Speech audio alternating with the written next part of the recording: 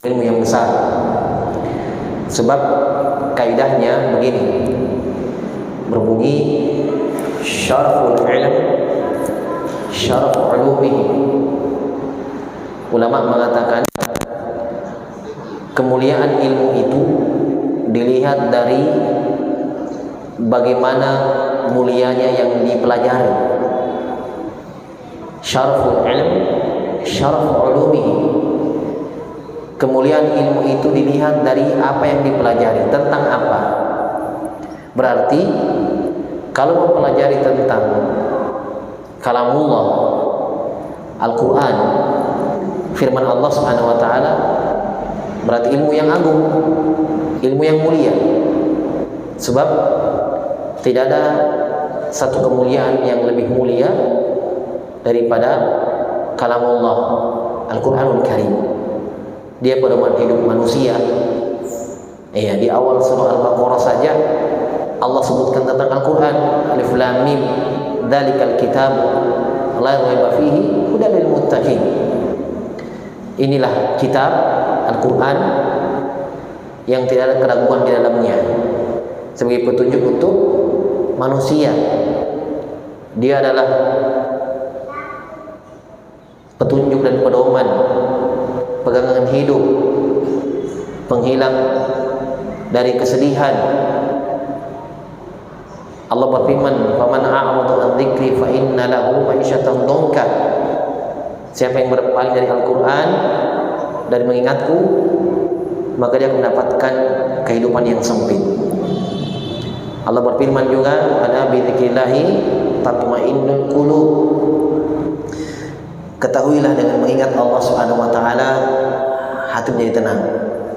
Dan itu dengan membaca Al-Quran dan zikir-zikir yang lainnya. Tentu zikir yang paling afdal adalah membaca Al-Quran. Baik, kita akan menyebutkan atau kita akan bahas dari surah An-Naba. Ya, surah An-Naba biasa disebut dengan surah Amma. Awal juz 30.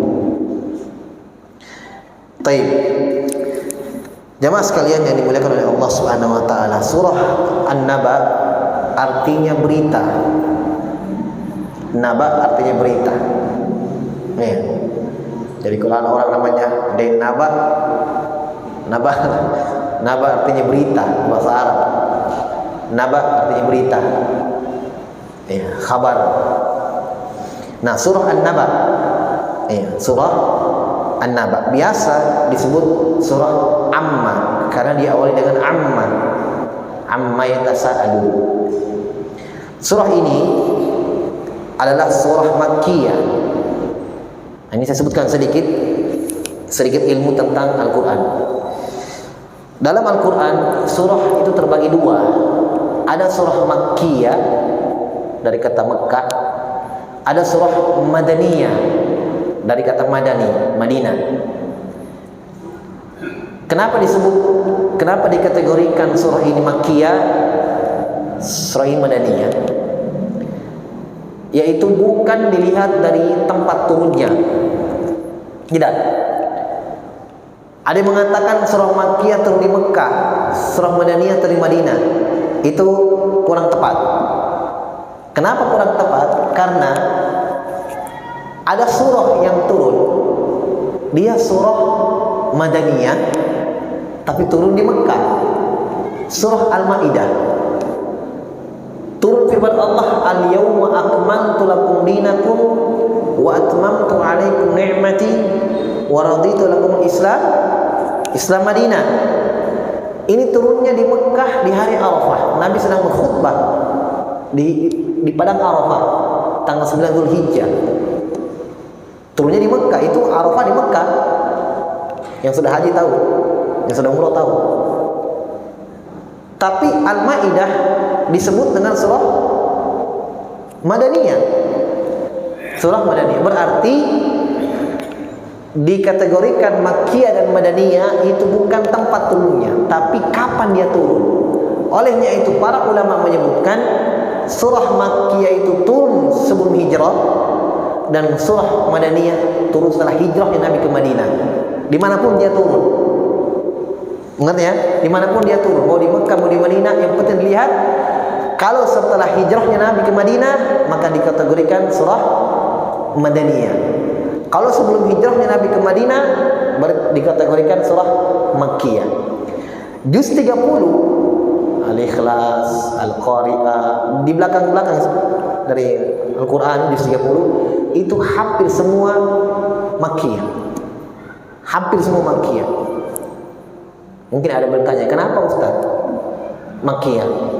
Karena salah satu ciri surah Makkiyah adalah surah yang isinya ayat-ayat yang tegas, ancaman, syiddah, penuh dengan kekuatan hujah, membahas tentang neraka, siksaan orang kafir.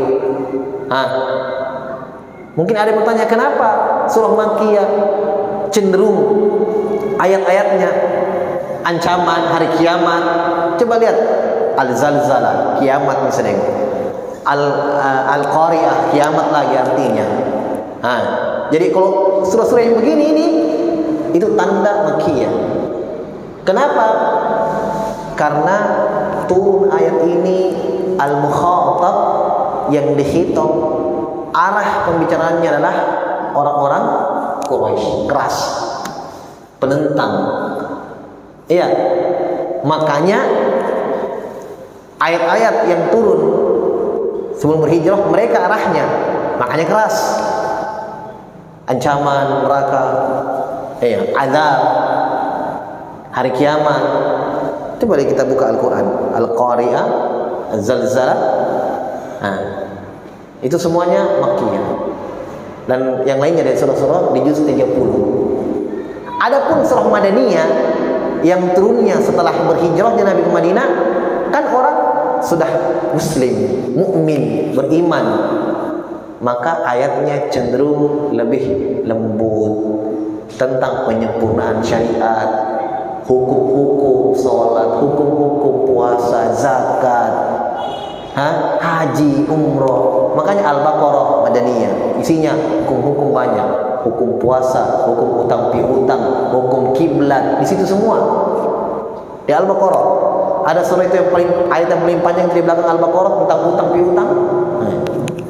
Kenapa? Karena arah yang diarahkan mereka, orang sudah beriman, sudah menjawab seruan Allah dan Rasulnya. Jadi penyempurnaan syariat. Nah, itu dari ciri perbedaan surah Makkiyah dan Madaniyah. Surah An-Naba yang dia disebut dengan Amma itu surah Makkiyah.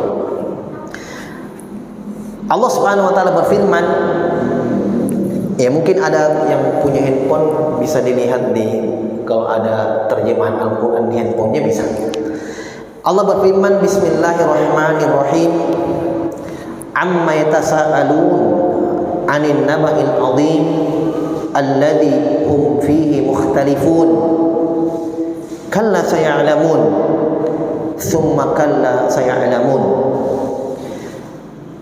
Di awal surah ini Allah Subhanahu wa taala berfirman, sebelumnya Bismillahirrahmanirrahim. Ingat jemaah sekalian, semua surah dalam Al-Quran itu ada basmalahnya kecuali satu surah At-Taubah. Jadi setelah Al-Anfal langsung At-Taubah, tidak ada basmalahnya, tidak ada. Ya, At-Taubah itu langsung bara'atun minallahi wa rasulihi. Semua surah yang lain ada basmalah di awal yang Bismillahirrahmanirrahim. Paham? Nah, pertanyaannya begini, apakah Bismillahirrahmanirrahim itu bahagian dari surah Al-Quran atau bukan? Atau dia ayat tersendiri yang Allah turunkan untuk memisah antara surah yang satu dengan surah yang lain? Kebanyakan ulama memilih pendapat kedua, yaitu basmalah itu bukan bahagian dari surah Al-Fatihah, bukan bahagian dari surah Al-Baqarah dan seterusnya, kecuali surah An-Naml.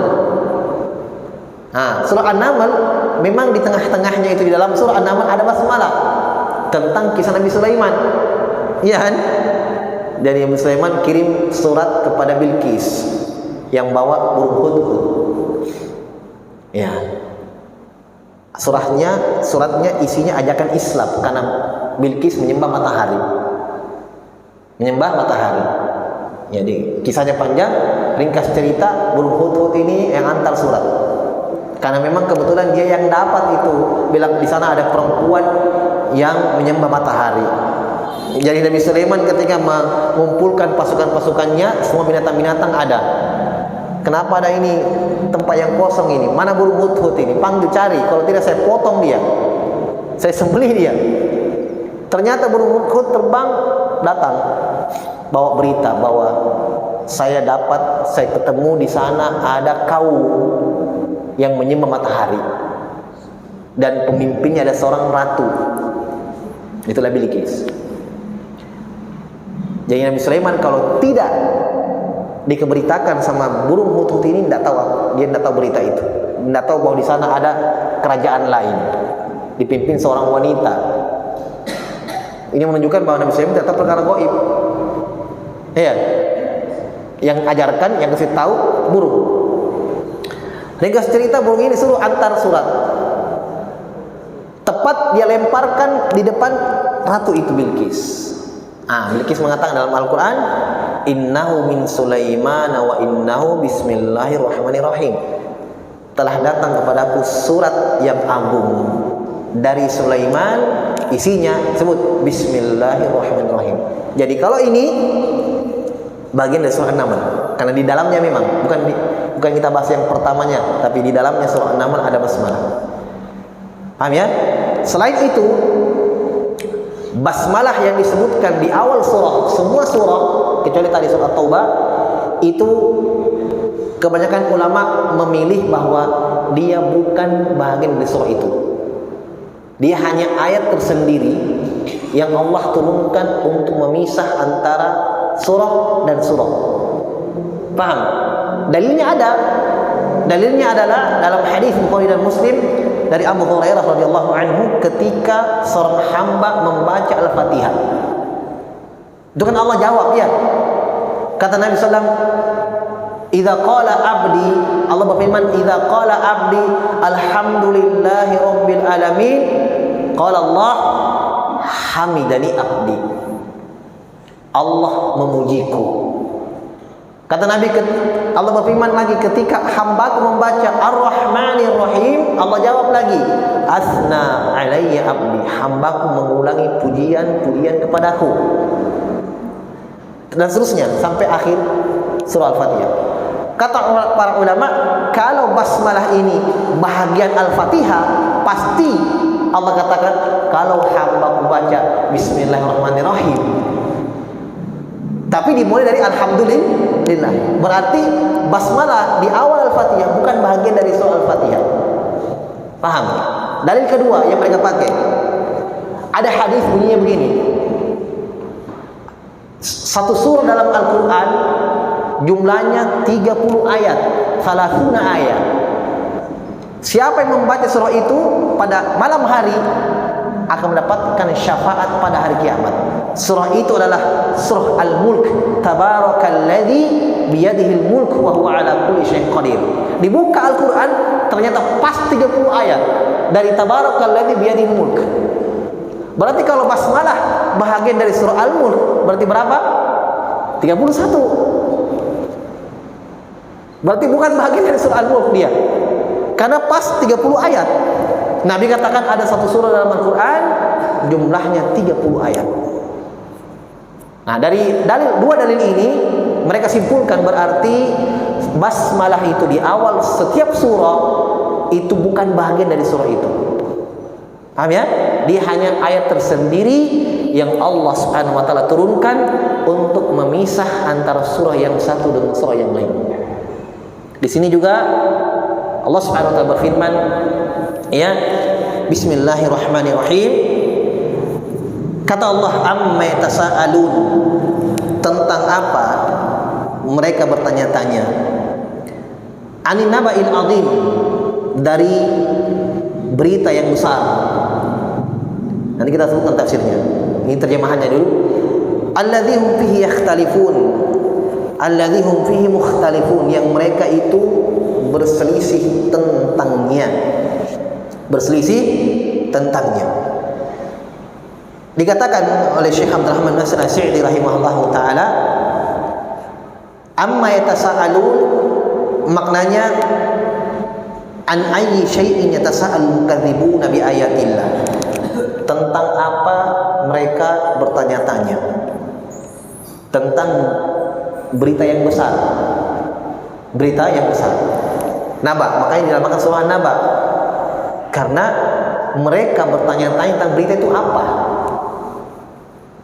Makanya ahli tafsir berselisih tentang berita ini, apa yang mereka tanya-tanya orang kafir ini. Ya apa itu nih? Bagaimana? Apa yang mereka bertanya-tanya? Apa yang mereka pertanyakan? Ada yang mengatakan Al-Quran. Naba'ul azim yang dimaksud adalah Al-Quran. Dan ini pendapat kebanyakan ahli tafsir. Berita yang agung di sini yang kata Allah, anin naba'il azim, mereka bertanya-tanya tentang berita yang besar, itu adalah Al-Quran. Sebagian lagi mengatakan yang mereka tanya itu hari kiamat, itu kapan terjadinya. Dan mereka bertanya-tanya tentang hari kiamat. Ya betul itu hari kiamat. Kapan, kalau terjadi itu kapan? Mereka berselisih di situ. Ini tentang orang musyrik Quraisy, orang kafir. Jadi mereka bertanya tentang ayat-ayat yang mereka dustakan, ayat-ayat Allah Subhanahu wa taala. Tsumma bayyana ma yatasaaluna anhu. Kemudian Allah menjelaskan apa yang mereka pertanyakan itu, yaitu kata Allah, anin naba'il azim, tentang berita yang besar. Iya, berita yang besar yang mereka dahulu perselisihkan. Alladzi hum fihi mukhtalifun, yang mereka perselisihkan. Makanya ketika menuduh Nabi sallallahu alaihi wasallam itu kan beberapa tuduhan. Ada yang mengatakan Nabi itu gila, ada yang mengatakan Nabi itu penyair, ya, ada yang mengatakan Nabi itu kena sihir, macam-macam. Ya, tuduhannya kepada Nabi SAW tentang Al-Quran. Ya, mereka menuduh Nabi yang membuat-buat Al-Quran. Padahal mereka paham betul bahwa Nabi SAW itu tidak bisa baca dan tulis. Tapi pas Nabi bawa mukjizat yang luar biasa ini Al-Quran, ya, kenapa tiba-tiba tuduh Nabi buat itu? Buat apa muji itu? Kau jangan tulis. Loh, kalian tahu itu Nabi tidak bisa tulis, baca pun tidak bisa. Itulah mukjizat yang paling agung. Banyak mukjizat Nabi SAW jamaah sekalian, banyak. Ya, bahkan beliau itu disebutkan oleh para ulama adalah Nabi yang paling banyak mukjizatnya. Pernah dengarkan bulan terbelah? Nah, itu Nabi yang belah dengan jarinya. Iqtarabati sa'ati wa syaqqal qamar. Telah dekat hari kiamat dan bulan terbelah. Nabi yang belah dengan jarinya. Terbelah kembali. Ya. Sekarang orang kafir, saya baca berita juga, ya, walaupun mereka beritanya dari mereka juga sendiri, kita wallahu alam benar atau tidak, mereka teliti bulan dengan alat-alatnya, didapatkan retakan dan mereka pastikan ini pernah terbelah. Kita katakan umat Islam sudah yakin dan 14 abad yang lalu bilang itu pernah terbelah. Ya, itu mukjizat Nabi sallallahu alaihi wasallam. Ternyata mukjizat yang paling besar yang didatangkan oleh Allah SWT untuk beliau adalah Al-Quran, adalah Al-Quranul Karim. Jadi kata beliau, adil khabar al-azim allati tala fihi niza'uhum, mereka bertanya-tanya tentang berita yang besar. Ya, karena Al-Quran itu kenapa dikatakan an-naba, berita, karena di dalamnya tentang berita-berita, khabar-khabar tentang kejadian yang lampau, tentang kisah-kisah Nabi dan Rasul yang Nabi pun tidak saksikan kisah itu, tentang Nabi Nuh, Nabi Ibrahim, Nabi Musa, Nabi Isa. Allah beritakan dalam Al-Quran. Makanya di awal surat Al-Baqarah Allah Subhanahu wa taala berfirman tentang Al-Qur'an, ini hudal lil muttaqin alladzina yu'minuna bil ghaib. Mereka itu orang-orang yang berpetunjuk, mendapatkan petunjuk. Orang bertakwa itu sifatnya orang-orang yang beriman dengan yang gaib. Beriman dengan yang gaib. Maka semua pemberitaan Allah Subhanahu wa taala Al-Qur'an kita imani kebenarannya. Kita imani kebenarannya karena Allah Subhanahu wa taala yang mengucapkan. Allah Subhanahu wa taala yang mengucapkan. Nah, oleh karena itu ditinjau dari turunnya Al-Qur'an jemaah sekalian. Jibril, ada dua rasul di sini. Ada dua rasul utusan Allah yang dengannya Allah memperantarai wahyunya. Allah tidak turunkan Al-Qur'an dengan diwahyukan masing-masing manusia atau langsung turun jadi kitab seperti itu, tidak. Ya, tapi Allah turunkan Al-Qur'an melalui dua utusannya, Jibril dan Nabi kita Muhammad sallallahu alaihi wasallam. Yang kedua, Allah turunkan tidak sekaligus dan berangsur-angsur. Dan berangsur-angsur, sedikit demi sedikit, ayat per ayat. Dan ternyata di dalam Al-Qur'an Allah Subhanahu wa taala memuji dan menyebutkan sifat dua utusan ini, Jibril dan Nabi kita Muhammad SAW, dengan terpercaya. Innahu laqaulu rasulin karim, bahwa Al-Quran itu diucapkan oleh seorang Rasul yang mulia, disampaikan oleh seorang Rasul yang mulia, itu Nabi Muhammad SAW. Jibril, kata Allah, nazzala bihi ruhul amin. Al-Quran itu, kata Allah, kami turunkan melalui utusan yang terpercaya. Nabi mengatakan, ala ta'manuni wa ana aminu man fis sama. Kata Nabi, tidakkah kalian percayai saya? Saya adalah orang terpercaya yang di langit. Jadi Jibril terpercaya, turun kepada orang yang terpercaya, yang tidak mungkin menambah dan tidak mungkin mengurangi.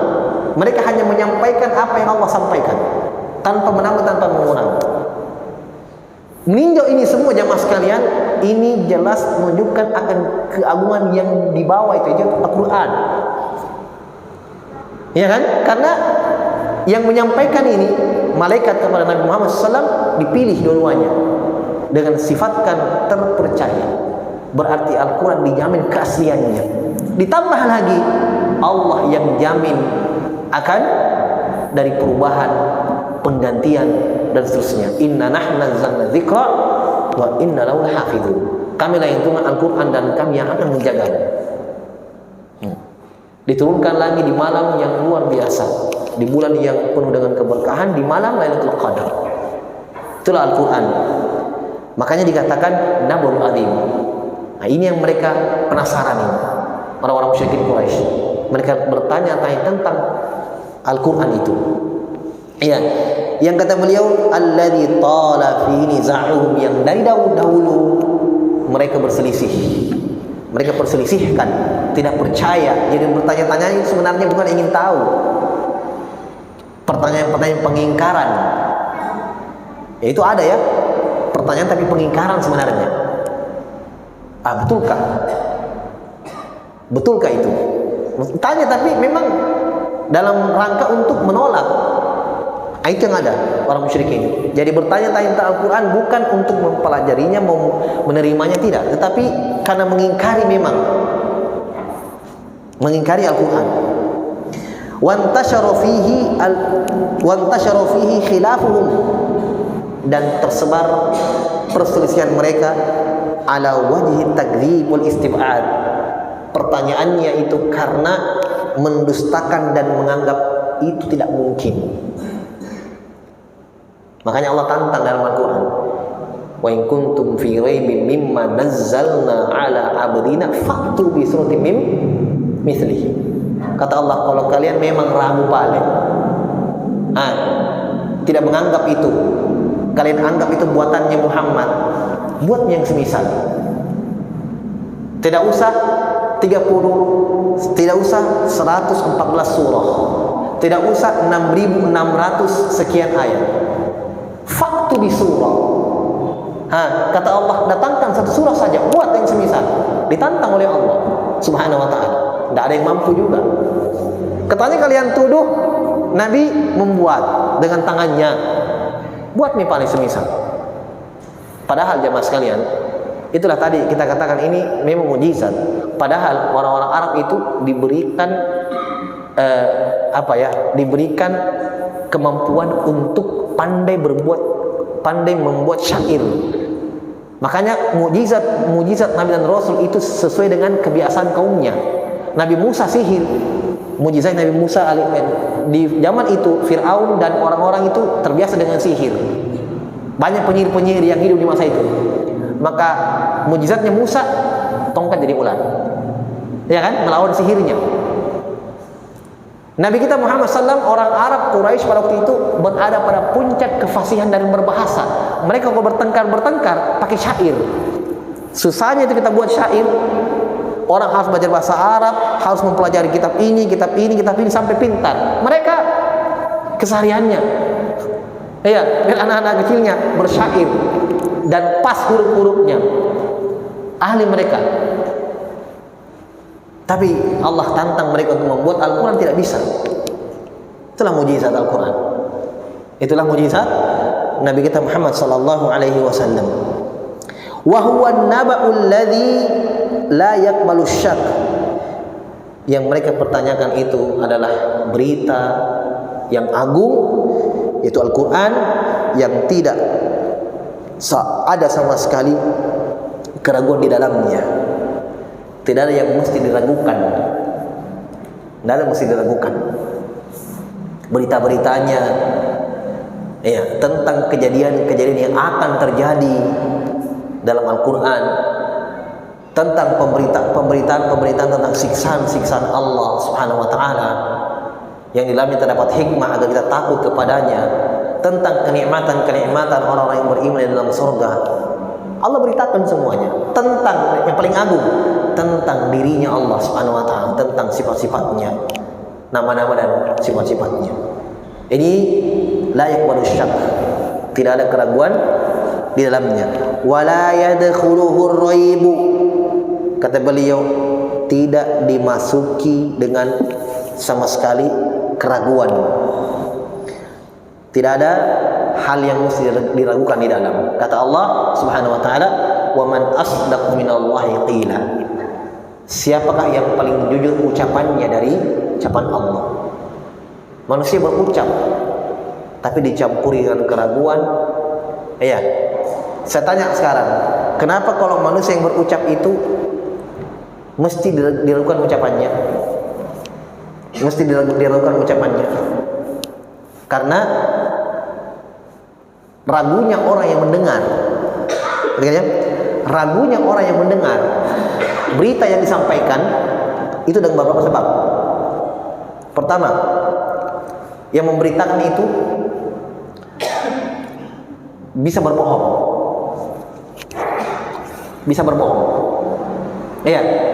Yang kedua, mungkin yang memberitakan kita kadang terpeleset lisannya, kadang lainnya yang mau bilang, lain yang dia bilang, kan? Yang ketiga, dia yang memberitakan kepada kita adalah orang yang tidak fasih dalam berucap. Kalau ada yang begitu, dia pintar, tetapi untuk menyampaikan itu sulit membahasakan. Maka tiga kekurangan ini tertutup dari Allah Subhanahu wa ta'ala. Tidak ada. Allah yang paling jujur dalam berucap. Allah yang paling jujur berita-beritanya. Suci Allah dari kebohongan dan kedustaan. Tanzilu min hakimin hamid, kata Allah. Turun, datang dari Allah Subhanahu wa ta'ala yang maha mengetahui, maha terpuji, lagi maha bijaksana. Demikian pula Nabi SAW ketika mengajarkan Al-Quran, membacakan Al-Quran, menyebutkan hadis-hadisnya yang merupakan wahyu dari Allah Subhanahu wa ta'ala, tertutup pula dari beliau tiga sifat ini: kedustaan, kemudian tidak pandai menjelaskan. Nabi SAW itu paling fasih dalam berucap. Beliau juga lisannya diberikan oleh Allah kekhususan jawami'ul kalim. Kata Nabi SAW, Allah berikan saya 5 perkara yang tidak pernah diberikan oleh Nabi dan Rasul siapapun. Kata Nabi, yang paling pertama yang Allah berikan kepada saya, disebutkan 5, salah satunya utitu jawami'al kalim. Allah berikan saya kemampuan untuk berucap dengan kalimat yang ringkas dalam maknanya, penuh makna. Itu cuma beliau yang punya. Nabi Musa, subhanallah, Nabi Musa ketika Allah perintahkan, dan ini ulama mengatakan Rasul yang memiliki kemuliaan, umatnya paling afdol setelah umat Islam. Antum, kita pernah dengarkan Al-Quran di dalam surah Al-Baqarah tentang Bani Israel, umat Nabi Musa, wa anni faddaltukum alal alamin. Ya tak? Kata Allah, wahai Musa, dengarkanlah, kaummu ini saya utamakan dari seluruh manusia yang ada. Kaummu itu. Berarti tidak kalah Islam? Oh tidak. Islam adalah umat yang paling mulia. Maksud ayat ini adalah sebelum ada Islam. Sebelum ada Islam itu mereka yang paling afdal. Ada Islam, mereka di bawah. Islam yang paling afdal. Kuntum khairal ummatin ukhrijat linnas. Kata Allah, kalian adalah sebaik-baik umat yang pernah ada. Nah, Nabi Musa alaihissalam ketika Allah perintahkan untuk berdakwah kepada Fir'aun, mengajak Islam Fir'aun, mengajak Fir'aun untuk mengisahkan Allah Subhanahu wa taala, apa kata Nabi Musa? Berdoa dulu. Qala rabbi shrah li sadri wa yassir li amri wahlul 'uqdatam min lisani yafqahu qawli. Ya Allah, lapangkan dadaku, mudahkan urusanku. Masalahnya ini yang mau saya datangin bunuh semua orang. Saya takut. Makanya Nabi Musa minta dikuatkan dengan saudaranya Harun.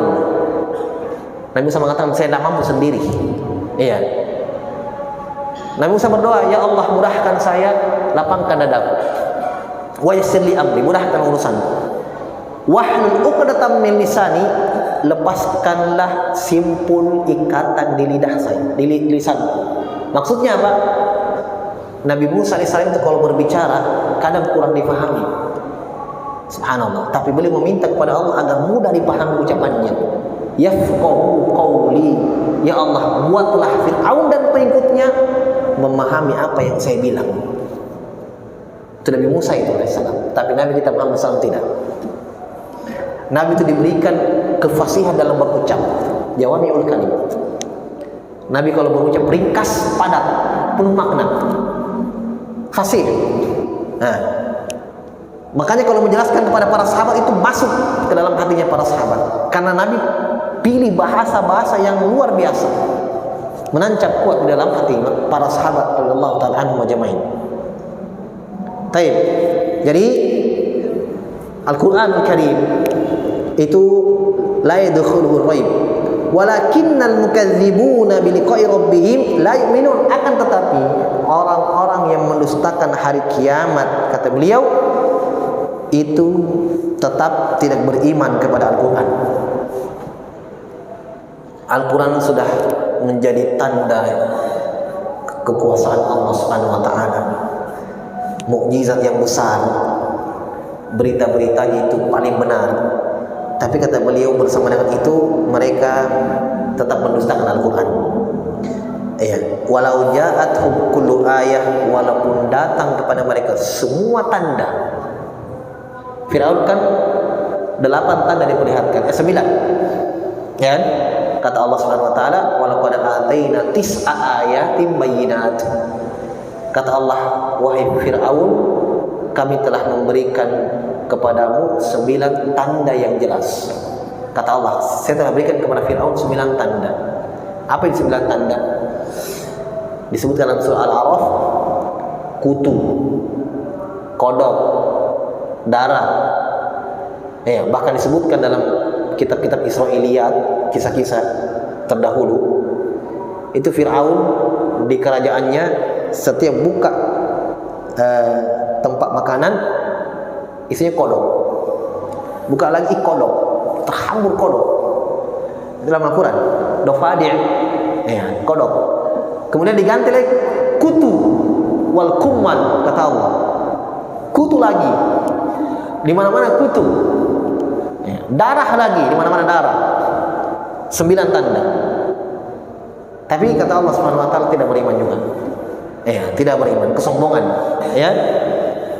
Baik. Oleh karena itu Allah Subhanahu wa taala berfirman, kalla saya'lamun, sekali-kali tidak mereka akan mengetahui. Ya. Kapan mereka tahu? Kapan mereka yakin? Mati. Pas mereka mati, penyesalan yang ada, karena mereka sudah lihat, mereka sudah ilmu dengan ilmu yakin bahwa ternyata benar, ternyata benar. Makanya ketika di perang Badar, kan Nabi SAW itu menang. Itu perang pertama dalam Islam. Nabi berdiri di tengah-tengah mayat-mayatnya orang musyrikin, termasuk Abu Jahal. Nabi berdiri, sudah tergeletak semua, ada Umar bin Khattab dan sahabat yang lain. Maka Nabi memanggil satu persatu nama-nama orang-orang musyrikin, pentolan-pentolannya. Kata Nabi SAW, wahai si Anu, wahai si... Nabi sebut namanya satu. Bukankah kalian telah mendapatkan janji Allah itu benar? Maksudnya kau rasa nih, lu dapat nih. Kata Nabi, sungguh kami telah mendapatkan janji Allah itu benar. Umar tanya, ya Rasulullah, ya kalau kita mungkin tabe, bukankah mereka sudah mati? Kenapa kamu hanya bicara? Kenapa kamu panggil satu-satu? Kata Nabi SAW, wahai Umar, kamu tidak lebih mendengar daripada mereka. Kamu tidak lebih mendengar daripada mereka. Mereka itu dengar, tapi pendengaran yang tidak bisa memberi manfaat. Paham ya?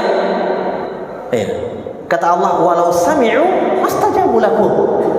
Ketika Allah menghujai orang-orang yang berdoa kepada yang sudah meninggal di kuburan, orang musyrikin yang berdoa kepada selain Allah Subhanahu wa taala. Kata Allah, kalau seandainya itu yang kamu mintai bisa dengar, tetap tidak bisa jawab. Tidak bisa jawab. Mau menjawab apa? Kau minta apa? Apa yang dia mampu? Hanya Allah SWT yang mampu memberikan kepada apa yang kamu minta. Ini orang sudah mati. Ya. Jadi di sini kata Allah, kalla saya'lamun, sekali-kali tidak, mereka pasti, mau tidak mau, cepat atau lambat mereka akan tahu. Mereka akan yakin. Ya, hanya yang ada nanti tinggal penyesalan. Menyesal.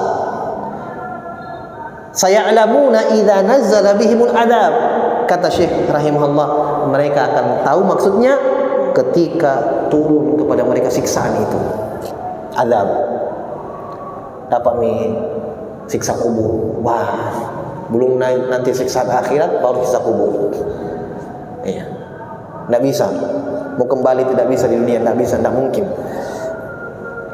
Maka rubihi yukadzibun. Mereka akan yakin ketika turun kepada mereka azab, dan azab itu yang mereka dulu dustakan. Ya kan? Kan tadi berita yang agung kan Al-Quran. Ya, mereka dustakan Al-Quran. Sementara Al-Quran sudah memberitakan nanti siksaan begini, siksaan begitu. Dan Al-Quran mereka tolak. Pas dapat siksaan itu, sudah kata Allah, kalau saya alamu, mereka akan tahu itu. Apa-apa yang mereka dustakan, berita itu tentang siksaan yang mereka dulu dustakan. Hina yuda'una ila nari jahannam da'a, ketika kata Allah mereka didorong ke dalam neraka jahanam dengan dorongan yang kuat. Yuqalu lahum, dikatakan kepada mereka, hadhihi narul lati kuntum biha tukadzibun. Kata Allah, itulah neraka yang dahulu kalian dustakan, yang dulu kalian anggap tidak benar, yang dulu kalian anggap mungkin fiktif. Nah, ini kan ucapan-ucapan orang sekarang kan? Iya, tidak ada bedanya mereka dengan orang musyrikin zaman dulu. dengan mendustakan Al-Quran dengan membahaya, dengan ucapan-ucapan yang lebih ngeri, ya, fiktif, atau cuma cuma ungkapan-ungkapan saja atau pembahasan yang lain. Ya. Sekarang kalian bisa mengatakan fiktif. Silakan ucapkan apa yang kalian mau. Kalla saya'lamun, kata Allah. Nanti kalian akan lihat itu. Ya. Ini Allah ucapkan ini, ya. Allah firmankan dengan al-haq. Qul haqqa wal 'aliyyul kabir. Allah berfirman dengan kebenaran dan Allah Maha Tinggi lagi Maha Besar. Lagi Maha Besar. Tsumma bayyana ta'ala ni'amal wal adillatal dallata 'ala sidqi ma ukhbirat bi rusul. Makanya ketika Allah menyebutkan tentang perkara-perkara yang mendustakan, yaitu Al-Quran, berita-berita dalam Al-Quran, maka Allah Subhanahu wa taala setelah itu menjelaskan, mengurai dan menyebutkan nikmat-nikmatnya yang juga sebagai bukti tanda akan benarnya yang Allah beritakan yang dibawa oleh Rasulnya. Mengerti ya sambungnya? Setelah Allah sebutkan amma yatasaalun, mereka bertanya-tanya tentang berita yang besar yang mereka dulu perselisihkan. Ya. Allah sebutkan setelahnya, alam naj'alil arda mihada. Bukankah Allah sudah menjadikan untuk kalian itu bumi rata? Kalian bangun rumah di atasnya, kalian bercocok tanam di atasnya, hidup di atasnya. Dan setelahnya Allah sebutkan nikmat-nikmatnya. Apa kaitannya? Allah sebutkan apa yang mereka dustakan, kemudian Allah sebutkan nikmat. Nah, kaitannya Syekh sebutkan bahwa itu sebagai bukti-bukti yang lain akan kebenaran Al-Quran. Ya, akan kebenaran apa yang Nabi beritakan kepada kalian. Buktinya kalian diberikan nikmat yang kalian tidak bisa datangkan sendiri. Yang kalian tidak bisa datangkan sendiri. Kalian lahir, dunia sudah ada rata. Kalian hidup di situ. Ya kan? Kalau ini semua fiktif, tidak ada, terus untuk apa kalian dihamparkan dunia ini? Siapa yang hamparkan kalian dunia ini? Kalian tidak pernah buat sendiri dunia itu. Ciptakan. Kata Allah Subhanahu wa taala dalam Al-Qur'an, asyahidu khalqahum, apakah mereka ini menyaksikan penciptaannya dalam perut? Kalian lihat prosesnya, bagaimana itu air mani menjadi air darah dari segumpal daging, kemudian tulang dibungkus dengan daging. Kalian lihat? Tidak. Tidak usah proses penciptaan. Kalian ingat apa yang terjadi pada kalian ketika bayi? Tidak ada yang ingat. Ya, Allah sudah tantang mereka. Ini dari tanda-tanda kekuasaan Allah Subhanahu wa taala. Makanya setelah itu Allah urai nikmat-nikmatnya. Ya, Allah urai nikmat-nikmatnya. Ini sebagai tanda yang menguatkan akan kebenaran Rasul-Rasul Allah Subhanahu wa taala dari apa yang mereka dustakan. Dari apa yang mereka dustakan. Allah Subhanahu wa taala berfirman, alam naj'alil arda mihada. Bukankah kami jadikan bumi itu mihada, rata. Nah, apakah ini dalil bagi orang yang mengatakan bumi itu tidak bulat? Karena Allah katakan alam naj'alil arda mihada. Bukankah kami telah menjadikan bumi itu rata? Bumi itu bulat, ya. Itu telah dinukil kesepakatan oleh Syekh Ibnu Taimiyah dan yang lain, ulama sepakat bahwa bumi bulat. Adapun rata yang dimaksud itu tidak menafikan, tidak bertentangan dengan bulatnya. Rata di sini maksudnya hamparan, maksudnya tidak Allah jadikan bumi itu bagaimana nih, tidak bisa hidup di atasnya miring-miring begini atau iya, tapi rata. Kita lihat sendiri, mungkin ada gunung sedikit, datang SK, rata lagi. Kita bangun rumah enak, ya, tanam sesuatu enak, itu yang diinginkan di sini. Dan itu tidak bertentangan dengan bulatnya dia, karena bumi itu luas.